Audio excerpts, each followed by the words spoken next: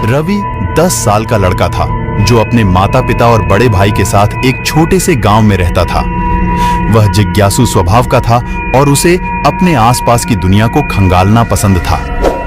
एक दिन जब वह जंगल में घूम रहा था तो उसे एक पुरानी हवेली दिखाई दी।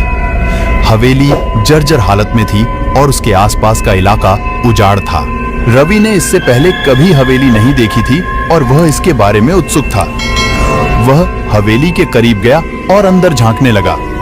अंदर अंधेरा था और रवि कुछ नहीं देख पाया। उसने एक पत्थर उठाया और उसे अंदर फेंक दिया। पत्थर ने किसी कठोर सतह से टकराने की आवाज की। रवि ने गहरी सांस ली और हवेली के भीतर कदम रखा।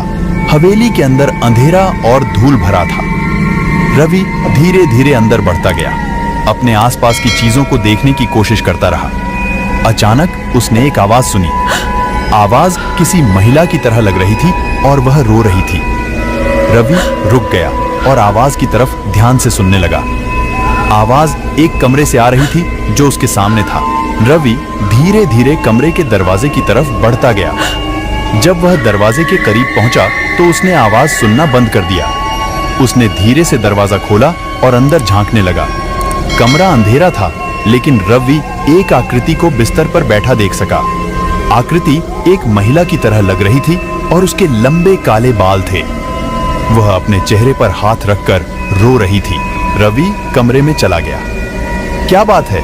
उसने पूछा। महिला ने अपना चेहरा उठाया और रवि को देखा।